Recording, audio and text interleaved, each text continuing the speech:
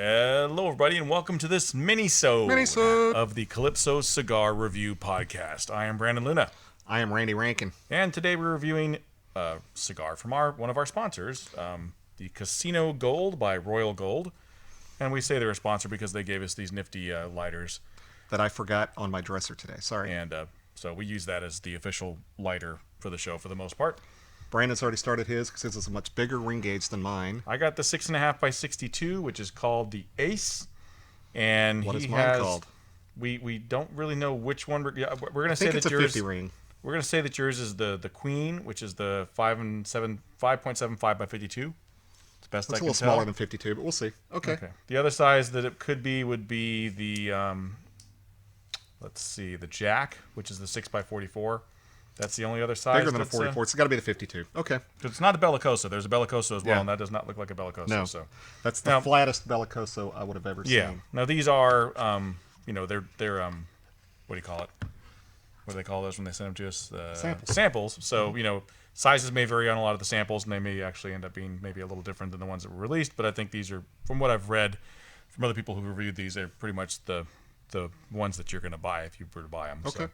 And also, new sponsor, Altadis. Eddie Gavito from Altadis has donated or given us these nice cigar scissors. Very nice cigar scissors. Pedro won one at an event, at the last Altadis event, and he's been bragging about how great this cutter is, so I'm going to give it a shot. Yep, I used mine to cut.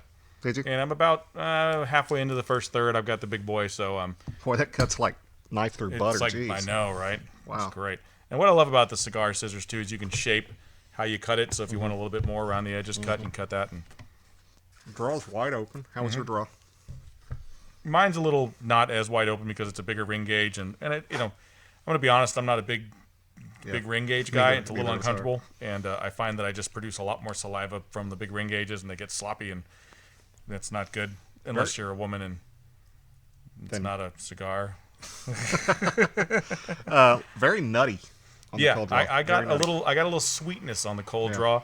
It was very very nutty and kind of almost like dried fruity with the sweetness. Yeah, I could see that. I'm already into my first third, but I'm going to not mention what I'm getting already because I want to hear his opinion here. Okay. Now, a little bit of details on the cigar and what the makeup is of this. The wrapper is Nicaraguan Rosado from Jalapa Cuban seed. The binder is African Cameroon. The filler, Nicaraguan Ometepe Esteli. Honduran Hamas. I can't even say we couldn't pronounce this word. Jamastran, I guess.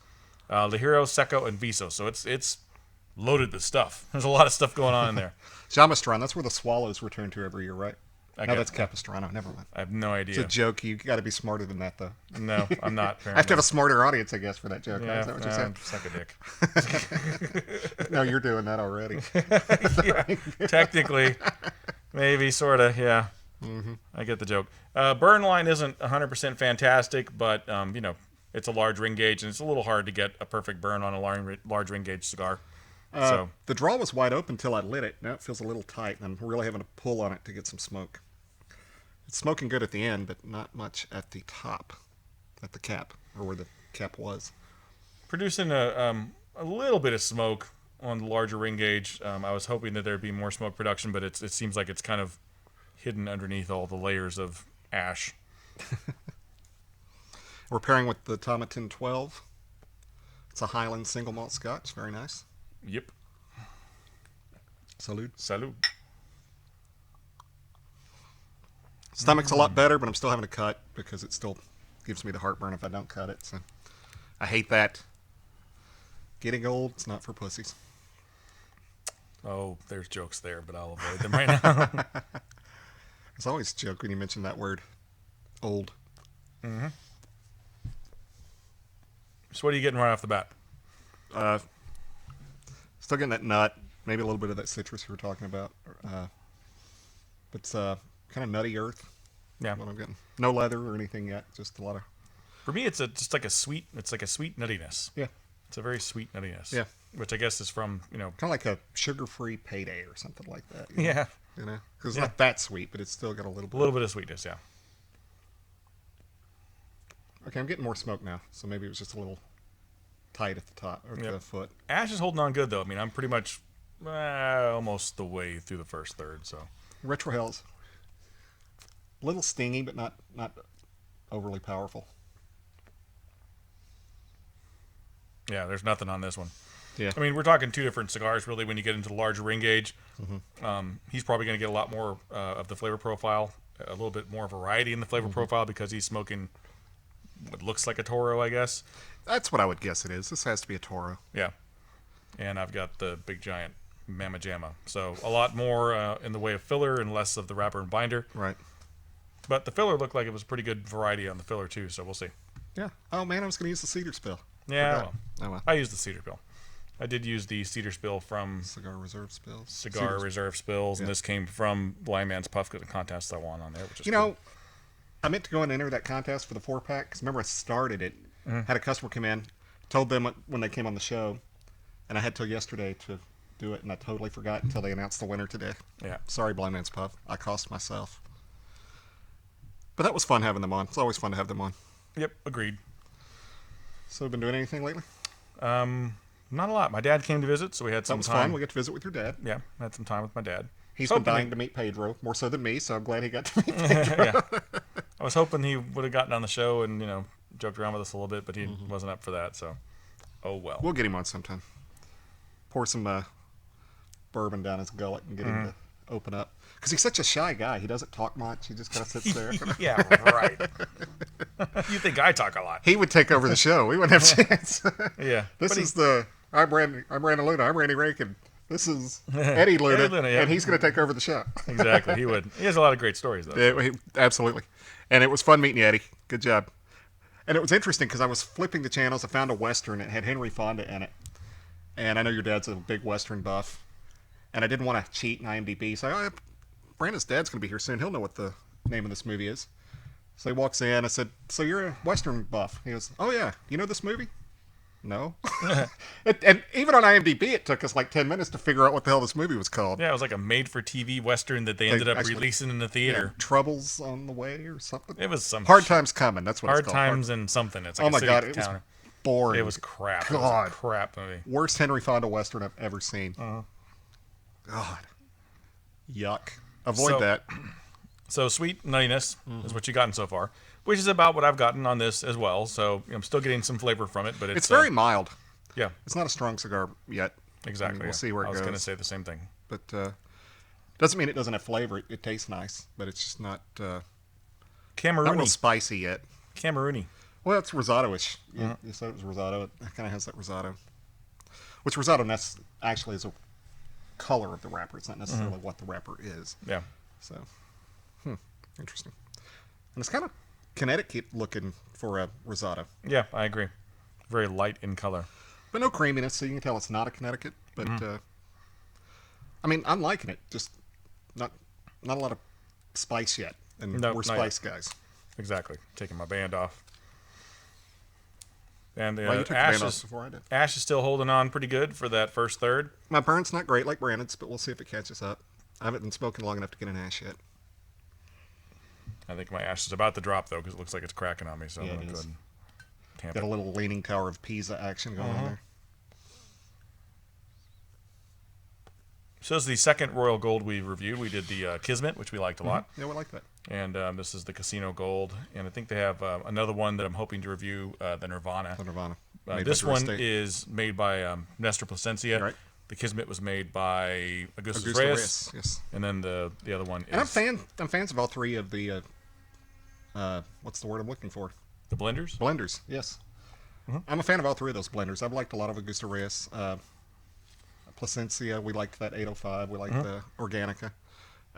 So I'm really looking forward to seeing where this goes. Royal Gold, they made a good decision on getting other people involved in the line. As you don't know, Royal Gold is actually owned by Swisher, so it is a Swisher company, but it's their attempt to get into the what you would call, I guess, the premium cigars and have something different to do other than Swisher Sweets and stuff. Yeah. You know, I used to smoke the Swisher Sweet Outlaws all the time back in the early days. The ones that are the real, kind of look like the backwoods or the Eastwood kind, all crumbled up. Gnarly, looking, yeah. Because I felt like a badass when I was smoking them. But you knew you were smoking a Swisher, right? Yeah, but I didn't know any better at the time. Okay. Yeah. thought there were two cigars in the world, of Swisher or a Macanudo, and there was nothing in between, and we just lost. Oh, what? Did it just reboot? No, it's there. Okay. Little technical glitch there for a second. Yeah, it looked like the computer turned off or something. It did. Weird. Had that been the old computer we were using, it would have shut off. Yeah, it would have actually shut off. Yeah. Okay, so we're right at about, I'm in at the end of the first third, and it's going to take longer for me to smoke this. So we're going to take a little break and come back we're into the second third and talk about the rest of the Casino Gold. We'll be right back.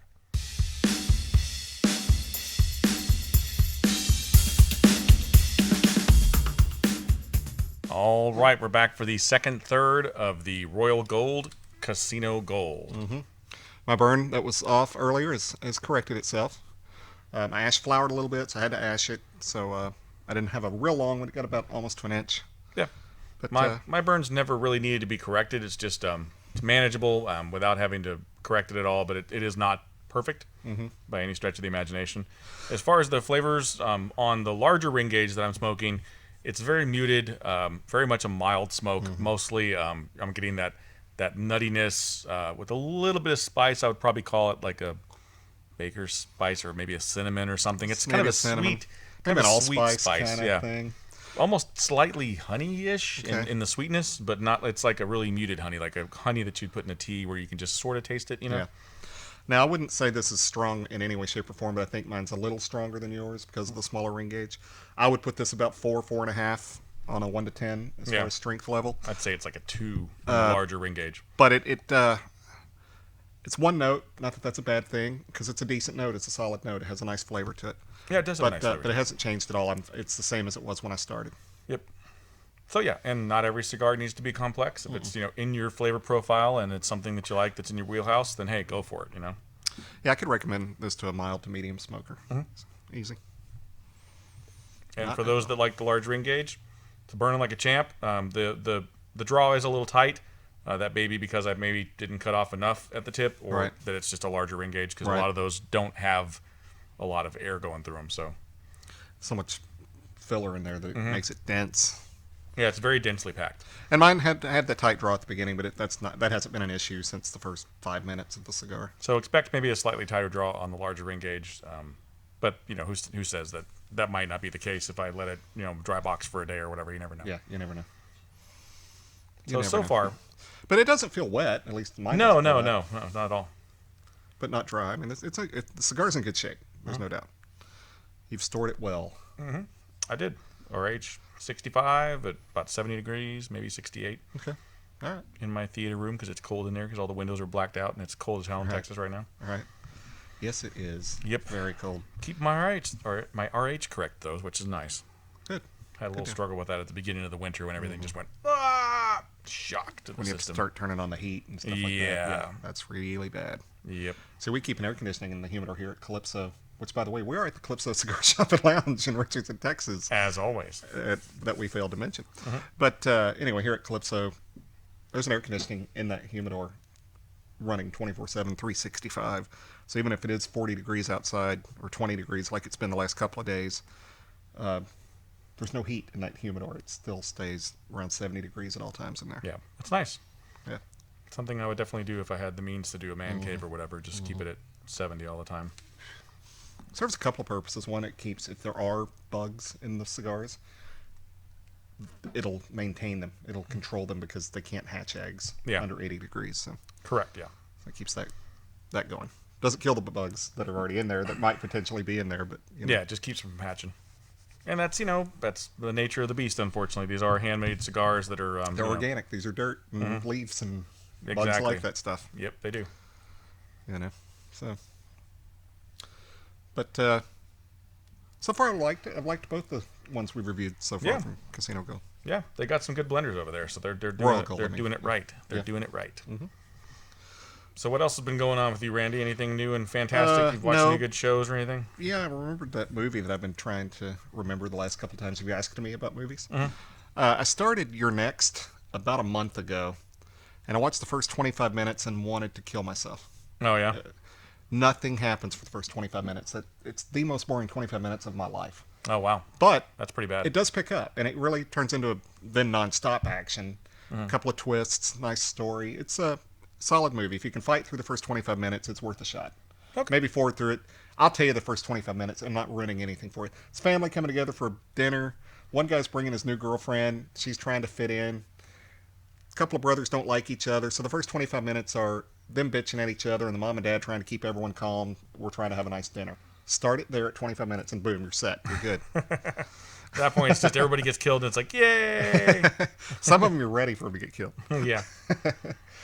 The funny thing is I don't know if you know who this guy is. I'm trying to think.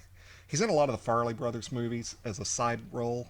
Okay. He was in Something About Mary. He was one of the cops in Something About Mary that arrests Ben Stiller when he hooks up the... He's in Hall Pass. He's the rich guy in Hall Pass that has the humidor and the wife with the new boobs and that kind of stuff. Don't know the guy's name. He's the dad in it, and it's interesting to see him in a serious role because I've only seen him in comedy. Oh, yeah? But but he's big in the Farley Brothers movies. He was in Me, Myself, and Irene. But anyway, it's called You're Next, and it's a solid scary flick after the first 25 minutes. He's the dad. Dark curly hair. I'm looking for him. I'm trying to figure out who he is. Yeah. Oh, Rob Moran, maybe? That guy? Yeah, that guy. Okay. Yeah. That's it. Yeah, you know him to face, but the name isn't a household name by any means. But the Farley brothers are one of those people that recycle their actors for their movies, which I like that. I like it when a director or producer group gets together and these are our guys, like Christopher Guest. These are my guys, and this is who I'm using at all times. So I like that when they do that. Yeah, it tends to. I mean, if you have a good relationship with them and they make a bunch of movies together, performances tend to be pretty consistent. Maybe they get a little better, and it just maybe they're more takes you comfortable out. on set because they know, they're aware of the surroundings. They're aware of what their environment in which they're working. Exactly. So that's that's old Hollywood style, really. Yeah, I mean, really if you look at the old Hollywood movies, there was a lot of the same actors in the same movies, but that was because they were owned by the studio and they had to be in movies together. So. Well, like William Powell and Myrna Loy, of course, did all the Thin Man movies. But there were like 7 other movies together, too. I think they did like 15 movies together, some ungodly amount of number. That today you would be like, what? Nobody was in that many movies together. But so, that was big in the 40s. Yeah, it was. Back in the studio days.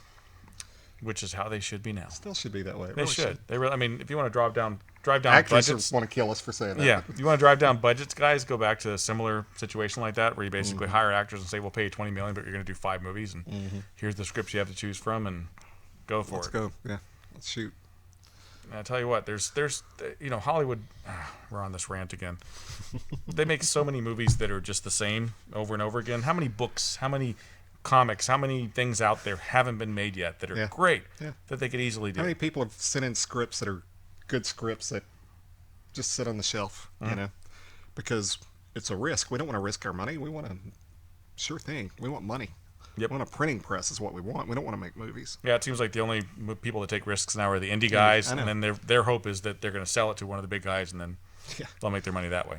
And the indie film watcher, kind of like myself, we get a bad rap. Oh, you just watch indie movies. You're too good. No, it's not that. It's just those are the better stories. Those are those are the stories that challenge you and are as a watered viewer. down. And exactly. I mean, you can watch Battleship, and you could be halfway through Battleship and forget what the hell happened at the beginning of the movie because it's nothing. It's like it's watered down, soulless entertainment. Like Con Air, I've seen twice. I couldn't tell you what that's about. I don't even remember what that movie's about. You can sum it up in one sentence: a bunch of criminals are on a plane, and something happens, and they want to take over the plane. That's and I know that was a long time ago, but that's it's just that kind of movie. Battleship was that kind of movie. It's just okay. Jack Ryan, I liked it. It was fun, but I don't think I'll ever watch it again. Yeah, it was just okay. It was fun.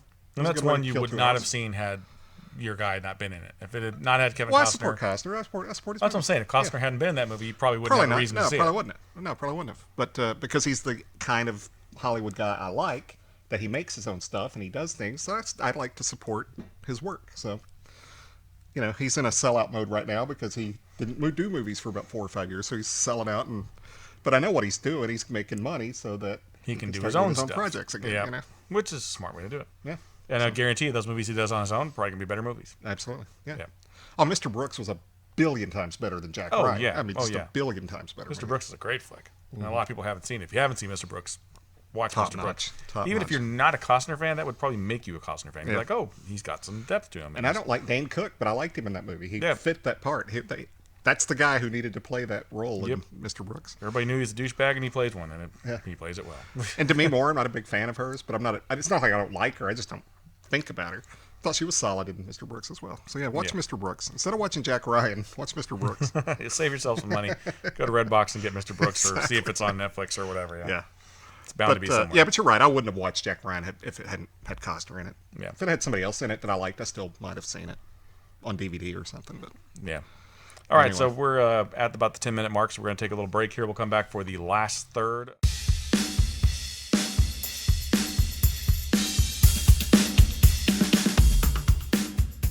And we're back for the final third. We're actually almost done. Yeah.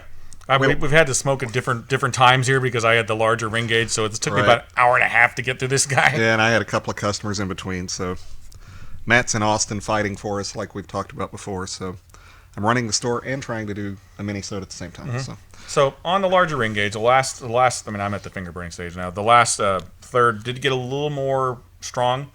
Probably because I'm having to pull on it so much and get a lot out of it. But I wonder how much that is heat or. Yeah, I don't know. I mean, it's not really burning hot at the end. I'm at the end. I mean, but it's still burning well. It's just I won't say it's not complex still. It's still very much like a nutty flavor with a little more spice at the end. So. Yeah, mine did pick up a little bit more in the final third, but still, I wouldn't call it complex. But you did get a slight change, so that's a good sign. And it opened up a lot in the last third too. Yeah. It was there was a lot of issues with it being kind of hard to draw on in the first and second third. It's toast. I can't even if I lit it, I don't even think I'd get anything out of it. Yeah. So yeah, overall, hey, not a bad smoke. I'd say if you're into the mild to medium stuff, then give it a try for sure. I'd say it's worthy of a $5 if you like the flavor profile, and flavor profile being a little bit of cinnamon, maybe a little bit of spice, almondy, nutty, earth, maybe a slight sweetness. I got more of a sweetness on the second third than I did on the last third. The second third actually had kind of a little, like a slight honey sweetness to it, I would say. Yeah. So yeah, it's still burning, still going. Yeah. So not bad at all. Not a bad cigar. I definitely would recommend it for milder smoke. Between the two, I think I like the Kismet a little more. Yeah, me too. It was more kind of what we look for in Yeah. our flavor palette profile. Agreed. But yeah, if we carried this cigar, I could recommend. I know some customers that I could definitely recommend the cigar to, and they would like it. So that's all we can ask for with the cigar. True story. Good job, Nestor Plasencia, and good job, Royal Gold. Thank you for letting us try these. And pairing very nicely with the Tomatin. Yeah, the Tomatin. Because for Highland, it's not very peaty. Sweet. But it's very caramelly to it. Yeah, it's very nice. Very nice. Almost a bourbon consistency for a Scotch. Very much so. Yep. So yeah, I like it a lot. On the Scotch side, if you're kind of newish to Scotch and you're not real into the peaty stuff, then Tomatin's a great introduction into Scotch. And it's a great price. I mean, it's under $30 for a fifth. So you can't beat that. Can't go wrong. Yeah. No. I mean, I've been nursing a bottle. I finally finished it at home, and really? I was kind of sad to see it go. But that's one of the sadder things in life is an empty whiskey bottle. Yeah, it really is. It is. Yeah. Yeah. That and homeless people are just sad. Especially when they don't have any bourbon. Yeah, when their whiskey bottle's out, it's really bad. I feel really bad for them. That's when they try and hit your car and stuff. It's not good. Man. But, so thumbs up. I mean, I can't complain. Yeah. It's a good cigar. Give it a thumbs up, too. I would like to have had probably the smaller ring gauge, and I would probably, if I was to smoke it again, I would definitely go for a smaller size. I would want you to try it in that size, just see what you thought. Absolutely. So, yeah. All right. So, anything else? I'm good. Stuff. So as always, I'm good too. I'd say check us out at all of the places where you can check us out at iHeartRadio, iTunes, Podomatic, Spreaker, YouTube, Twitter, the videos, Twitter, Facebook, that too as well. And if you like and comment on all those, any of those forums, we'll give you shout outs. We don't do shout outs on Minisodes. Full episodes, we'll give the shout outs. We got a bunch, Yes. So boy, do we have a lot. They'll be coming, But that's good. That's good. I want it to be where we have to do a whole segment on nothing but shout-outs. That'd be shout great. Out after shout. That'd be great. Yeah. On the 100th episode, we'll just do every shout-out we've ever... No, we're not going to do that. No. That would be the whole episode. No, because when we're done, I toss my piece of paper. Exactly. So we do want to thank Royal Gold for providing the lighter. And we want to thank Altadis for the cutter. The beautiful cigar scissor. Yep, which is like butter. Yeah, it is. Good stuff. Do they sell those, or they only have them at the events and stuff? I think they're for events and stuff. Okay. But, we had talked to Eddie about it, and he just dropped one by the other day, so that was nice of him. Very cool. Thank you all to this. Very much so, yes. Thank you. Great cutter, and we love it. So, as always, check us out at all those locations, and it's been great smoking with you. See you later, Brandon. See you later, Randy.